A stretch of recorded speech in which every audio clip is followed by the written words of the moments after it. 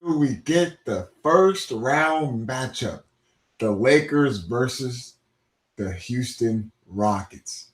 We keep on going back at it. Can the Lakers extend the series? Can we see Luka Doncic and Austin Reeves return to the lineup for the Los Angeles Lakers? So we got some stuff in regards to the Lakers because Dave McMenamin, ESPN writer, has some things in regards to how this Lakers season has gone. So we could touch on that.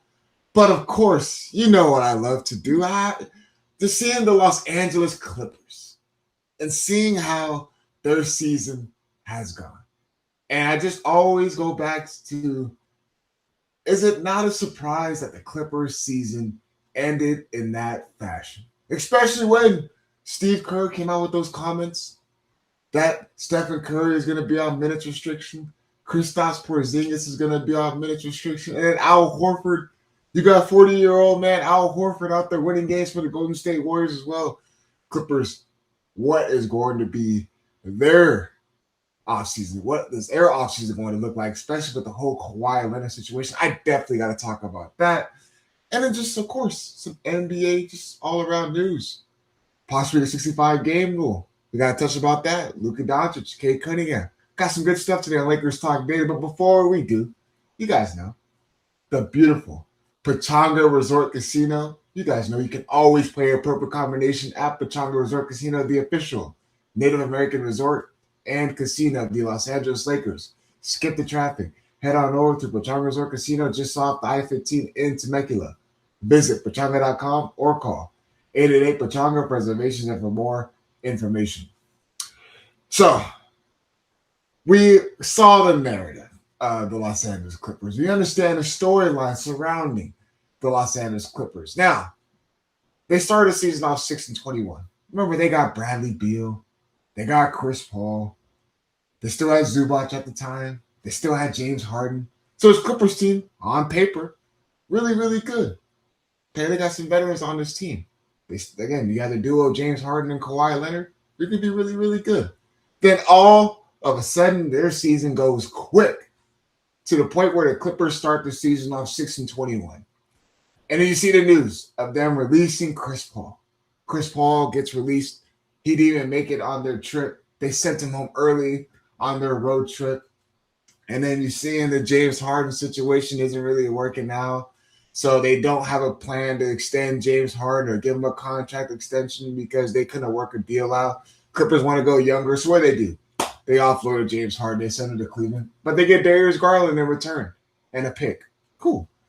They trade away Ivica Zubac, one of the best big men in the league right now. They trade him away to the Indiana Pacers. So the Clippers season, very, very strange. And then even before all that, the whole Kawhi Leonard, the aspirations deal with Pablo Torre going on, doing a deep dive, doing a deep investigation into that whole situation. And we see how that winded down. Are the Clippers, is their team going to be in trouble? Is a franchise going to be in trouble? Is Kawhi Leonard's contract going to be voided? What are they going to do with Steve Ballmer? What are they going to do with their draft picks? Hell, if the Clippers didn't even have any draft picks remaining, they sent all of them to Oklahoma City. So just seeing all that situation went down, Clippers season was headed towards one of the worst. And then their season changes. All of a sudden, momentum starts to build to the point where they changed their whole season around. I believe they went 33 or 32-17 to finish off their season. They go above 500, but that falls into the play-in tournament. And I'm not going to lie to you guys. I'm sitting here right now. I'm telling you guys right now. I truly, truly thought the Clippers would at least beat the Golden State Warriors because the Golden State Warriors have been injured all season long. Steph Curry in and out the lineup, Porzingis in and out the lineup. They have no Jimmy Butler. Al Horford plays one game and sits out a couple due to, his age. You don't want to put the work on Al Horford. So I fully expected the Clippers to actually go out there and win the game last night against the Golden State Warriors. But you know what last night reminded me is that, as I'm seeing these memes right here, is that the Clippers always find a way to clip. And I said it yesterday on the DeMarco and Travis afternoon show. I give them credit for turning their season around. I give credit to Tyronn Lue turning their season around. Cool. Marvelous. Why are we praising that? Why are we praising that? The Clippers have not had any success in the postseason. The Clippers, once again, have not had any success in the postseason. 2022 missed playoffs. 2023 lost in the first round. 2024 lost in the first round. 2025 lost in the first round. 2026 they missed the playoffs. That has been the Clippers storyline. That has been the Clippers way. And they just seem to find a way to, Clippers are always going to clip. Simple as that. And I'm not trying to get on a whole tangent with the Clippers, but it's just something that we just have to discuss. And it's hilarious. Chris Paul, to the point, he's out there putting out memes. Chris Paul is out there putting out memes to this Clippers team. He is trolling because he understands that seemingly they use Chris Paul possibly as a scapegoat. Because Chris Paul is one of the best point guards to play in the NBA. Simple, hands down he is. But it's just funny how quickly that season went. And by the way, if you guys are watching that game last night, do you understand how loud it was when Steph Curry hit that dagger? When Steph Curry hit that three to take the go-ahead lead? Do you understand how loud it was into a dome? The new home for the Los Angeles Clippers? That is where the Clipper season comes to an end. Now, I do have something I want to present to you guys, just due to Kawhi Leonard. And this is going to be tied in with the Lakers. And yeah, you guys probably have an idea where I'm going with this. But with the whole aspirations thing and seeing how that has went down, and the NBA kind of, okay, we're gonna follow this at a later date. All right, we're going to look at this at a later date. Right now, we need to focus on the NBA product. We need to focus on all the streaming and all the different platforms that the NBA is at in the season before we revisit this conversation with Kawhi Leonard. Now, say if Kawhi Leonard's contract were to be voided, all right, it were to be voided, and he does hit free agency, would you guys be interested in a Kawhi Leonard deal of him joining the Lakers? Hear me out. And it always goes back to, it has to be the right price. If you're going to do something like that with Kawhi Leonard, it has to be the right price. Now, we talk about LeBron James being that third usage player. Can you imagine Kawhi Leonard being that third usage player if you were to bring back Austin Reeves and you were to bring back Luka Doncic? Kawhi Leonard averaged 28 and 6 this year. Kawhi Leonard was having one of his most efficient seasons. Kawhi Leonard is a really, really good defender. He gets into the passing lanes. He can switch what JJ Redick likes. And he can score. He is a volume scorer. He can get to his spots. Kawhi Leonard is still really, really good. Now, you go back to the injury history. You can get into all that stuff. But just say if the Lakers were to get him at the right price, say if they were to get him in a contract situation works out, they're still able to acquire Austin Reeves. They're still able to get, they got Luka Doncic, but they're also still able to build around and add more pieces. Would you be open to a Kawhi Leonard deal? I would definitely consider that because Kawhi Leonard is still really, really good on the basketball court. And of course, when healthy, we always have to say that, when healthy. But could you imagine that? Could you imagine Kawhi Leonard and Austin Reeves being on the basketball court together and Luka Doncic? He doesn't need the ball in his hands all the time. He can play off ball a little bit. He can get to his spots. And then what does the Lakers need? They need better wing defenders. And Kawhi Leonard is one of the better wing defenders in the NBA right now. Just think about that. Just think about that. So enough with the Clippers. Enough with the whole Kawhi Leonard situation. We get all that. Fine. What the hell? I mean, this is incredible. Look at that. It's already in the making right here. Look at all these graphics. Kawhi Leonard and Luka Doncic. I think it'll be interesting. I'm not saying it's going to work out, but it'll be something that will be very, very interesting to see if his contract were to get voided. But we saw the news that went out today because remember with Luka Doncic, and we're speaking about him potentially being an MVP. And we do know that went out the window as soon as the Lakers played against the Oklahoma City Thunder. His MVP chances went out the window as soon as Lakers got punched in the mouth against the Oklahoma City Thunder. And Luka Doncic missed some time due to his injury with the hamstring. He missed the remaining of the regular season, which what made him ineligible to be able to at least be to be in consideration and to be nominated for All NBA team, even MVP. So that 65 game threshold that we've been talking about all season long. We see Cade Cunningham going out with a collapse lung, and people were like, "Nah, that's not right. Just because this is a legitimate injury, he's not going to be eligible to be considered an All NBA team." And Cade Cunningham, the fact that he led this Detroit Pistons team and helped them be the number one team in the Eastern Conference, and the fact that now he will be ineligible. Before this ruling came out, per Shams Charania, that was like, okay, this 65 game threshold needs to be fixed. And Luka Doncic, legitimate injury with the hamstring, okay. Then he had to go out of the country for a new birth of his child, so he missed a couple of games. So the NBA looked into that. The Lakers went out there, they sent the appeal, and it turns out today that the NBA and the NBPA have ruled in favor of Lakers Luka Doncic and Pistons Cade Cunningham on their extraordinary circumstances challenge for the 65 game award rule, making both eligible for all 2025 and 2026 season honors such as MVP and all NBA teams. And let me tell you something right now. Good. This is absolutely the right thing to do. This is exactly what needed to be done. Luka Doncic deserves to get in that All-NBA team. Cade Cunningham deserves to get into that All-NBA team. A collapsed lung is a legitimate injury. Something that he can't control. You can control sitting out, resting, like low management stuff like that. Those things you can control. But a legit injury like that Cade Cunningham sustained, thankfully he's back on the basketball court and he will be healthy and ready to go for the Pistons in their playoff run. But the fact that we were going to have that moment where both of them were going to be ineligible to receive these awards, it would have been bad. A bad look for the league. And the 65 game threshold, and to beat the 65 game requirement, can we be honest? It's not looking like it's working out for the NBA right now. Because Anthony Edwards is missing some time. And I know he's been out the lineup. Steph Curry missed a lot of time. I know he's been out the lineup. Kawhi Leonard was at that point. Nikola Jokic was going to be at that point if he was going to miss some more games.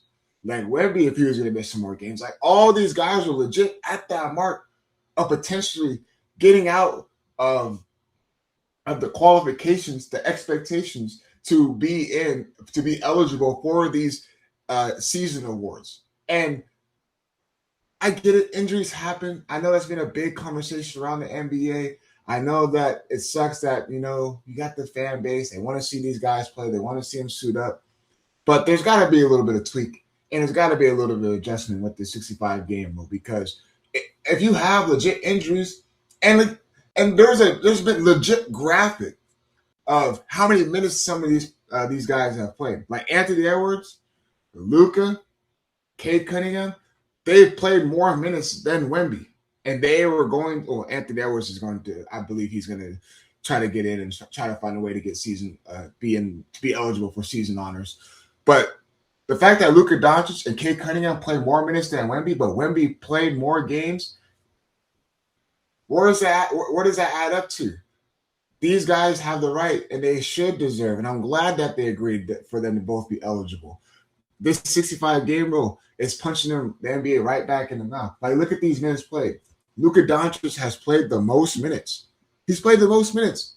Cade Cunningham is second in the most minutes. Anthony Edwards is right above Wemby. They all played more minutes than Wemby. All of them. And all these guys were going to be ineligible for season honors. It's crazy. LeBron is still playing more minutes than Wemby. And again, this is not taking away what Wemby has done for the San Antonio Spurs. This is what we're talking about, Wemby being an MVP. But the names of these guys, especially Cade Cunningham and Luka Doncic playing more minutes, and the fact that they were this close for them not to be eligible, NBA has to find a way to fix this rule because guys are going to continue to sit out. If they have an injury, if they feel like they're not ready to go, they're going to sit out. I really don't think I'm glad that Luka Doncic put out kind words and was saying he was how gracious and how thankful he was for the NBA to hear him out and allowing him to be eligible for the season awards, because it's showing that it means a lot to him to be an all NBA level.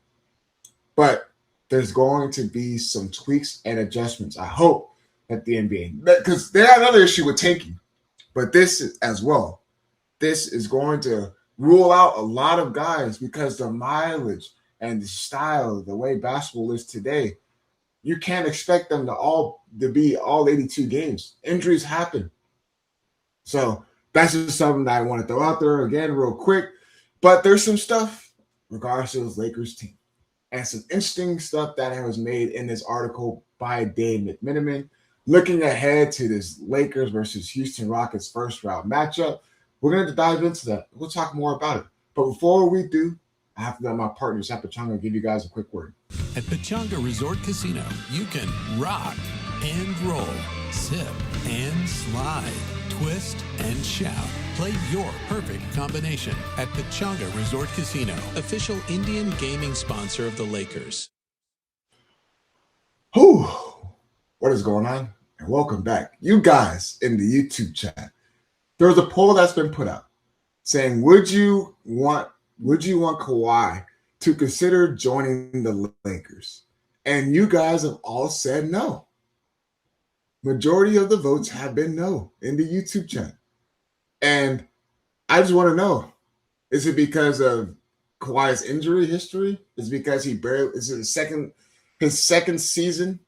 And it's his second time in 9 seasons playing over 65 games. Is that another reason why you guys are kind of skeptical of Lakers even consider trying to get Kawhi Leonard, or Kawhi considering joining the Lakers? But you guys in the YouTube chat are very, very vocal about Kawhi Leonard. He won't show up. Ruben's saying he won't show up. Kawhi should be playing basketball in Pelican Bay. Shout out JJ Redick. Oh man. He said, I mean, it's amazing. It's Kawhi no show, and it's simple. I get it. I totally understand. But I just wanted to throw that theory out there. And if he were to get his contract voided, because he's still a really, really good player. Again, 28 and 6. You don't just do that, waking up. He's still really, really good in the NBA. But to see this article with Dave McMenamin and seeing how quickly this Lakers season turned around. So from February 28th to April 1st, the Lakers went 16-2. I'm just throwing out these numbers, all right? Their offense, which had ranked number 11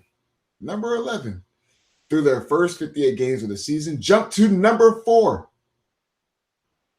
from February 28th to April 1st. Their defense, which was ranked 24th. They were reliable, and they climbed up to 9th. 24th. And we talked about how bad this Lakers defense was. They can't guard the three-point line. They can't keep nobody in front. They can't rebound the basketball. They don't have the personnel to do what JJ likes defensively, and that's switching 1 through 5. The zone is not working. We were throwing so many different stuffs out there. And no, soon as February 28th hit to April 1st, Lakers defense switched immediately to their top 10 in the league on defensive rating. Excuse me. And then the offense, which was ranked number 11th, was number 4. Because Luka Doncic, the heater that he was putting up. Austin Reeves, how he was putting up his numbers. We saw LeBron James being that third usage player. His numbers are still really good. So the Lakers found something in the second half of the season, which is why we were excited to see what could have been in this first round matchup against Houston Rockets when you have your three guys and the role players exceeding in their role. And it's really, really good to see them buy in. And this whole team bought into what JJ Redick wanted. LeBron James bought in. He even had a communication. He spoke. He understood what he needed to do to get the best out of his team for himself and for Luka Doncic and Austin Reeves and realistically this team as a whole. So, okay. And then from a team, remember, we always said this Lakers team needs more three-point shooting. They cannot shoot the rock, which there's some truth because early this season, boy, oh boy, how many threes did we see? Clank, miss, wide open look, miss. Nah, their three-point shooting was number 19 to number 8 in three-point percentage. Look at these numbers, the things that actually matter in today's NBA. Defensive rating, three-point ball, which is very, very big in today's NBA, how much three-point shots are put up.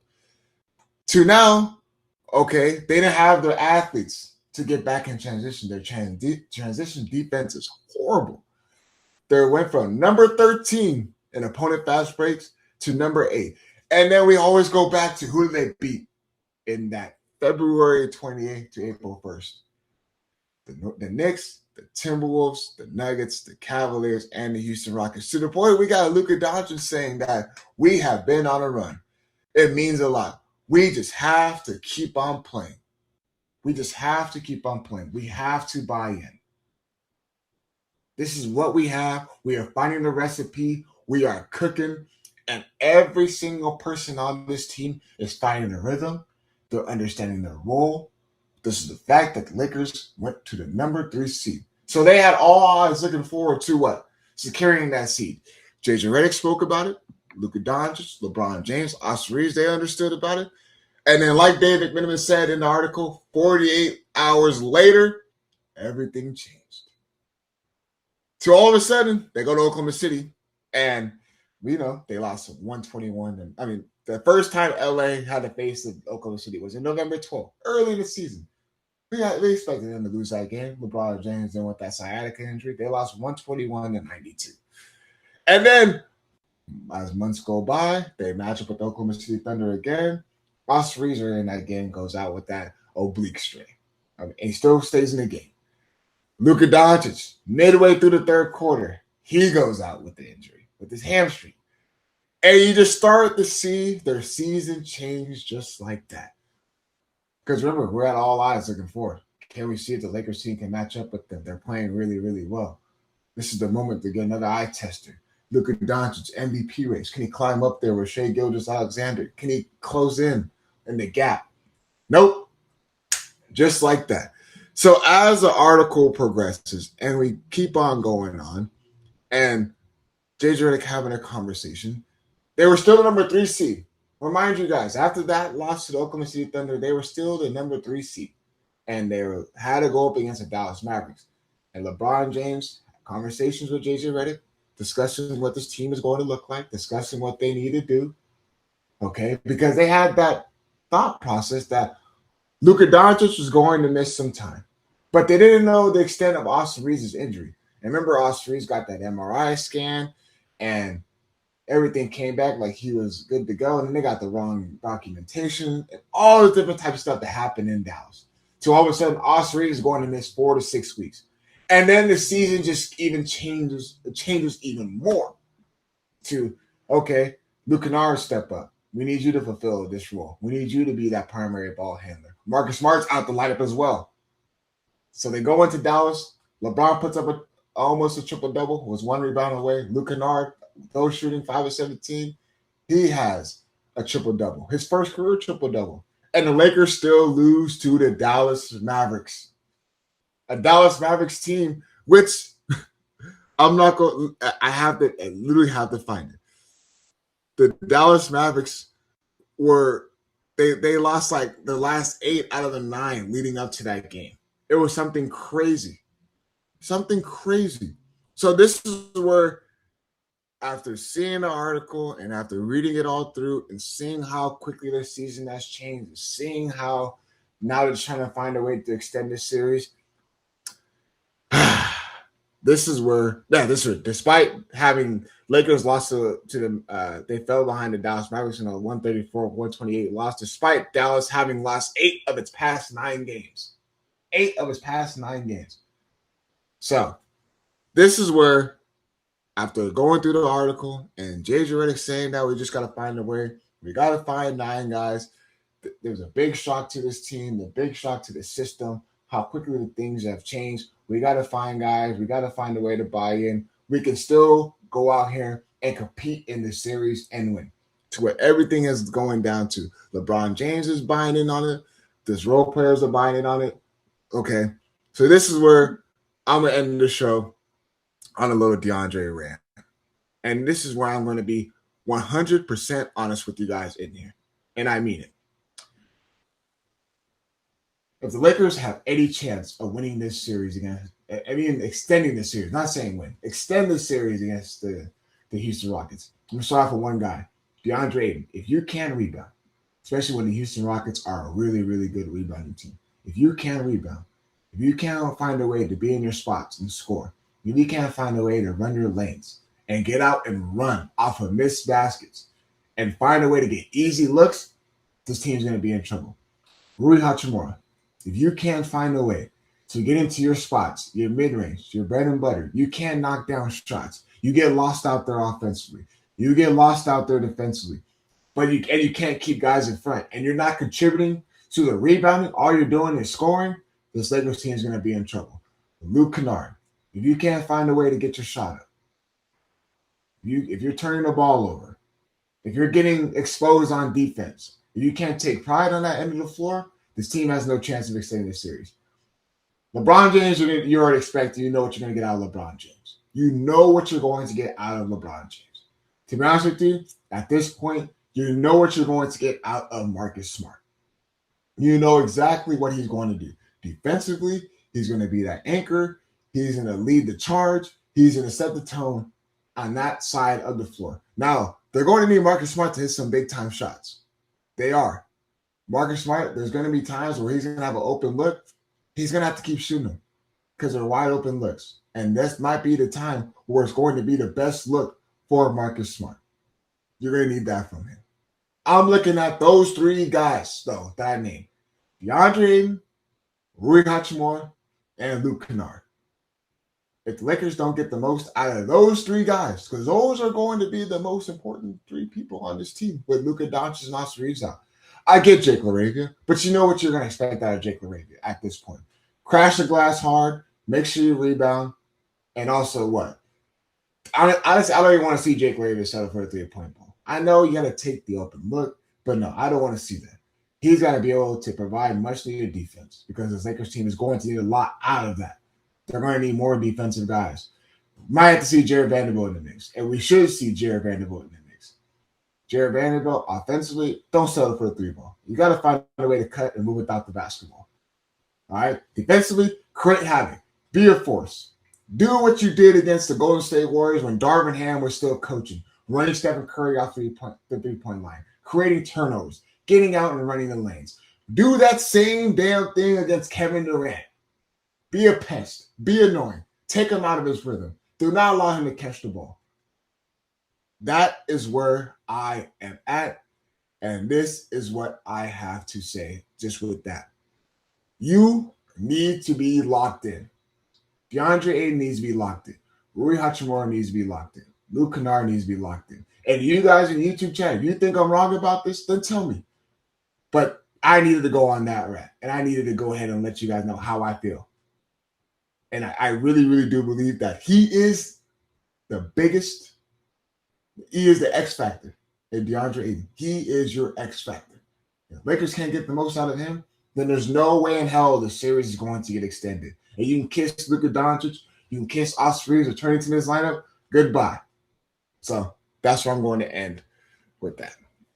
So as we are approaching and we're winding down the end of this episode, see you guys in the YouTube chat. See you guys in there. And like Brian said, Aiden, we're going to need something for you. You have to lock in. And we'll see. We will see. Can't wait. 2 more days. Hopefully I get Andy Kamenetsky on with me tomorrow to preview one more time this Lakers versus Houston Rockets first round matchup. And honestly, come Saturday, Monday is going to be the episode to where either it's going to be some positives We don't need this DeAndre Ayton. We need a DeAndre Ayton that Chris Paul got the most out of. This dancing and him saying he's doing backflips because he's excited to be in the postseason. I get it. You haven't been in the postseason forever because you were over there with the Portland Trail Blazers and all this different type of stuff. But we need that finals, that DeAndre Ayton Phoenix Suns playoff center. We don't need that DeAndre Ayton Portland Trail Blazers unmotivated. We need that crunk juice DeAndre Ayton. Yes, I'm saying it right now.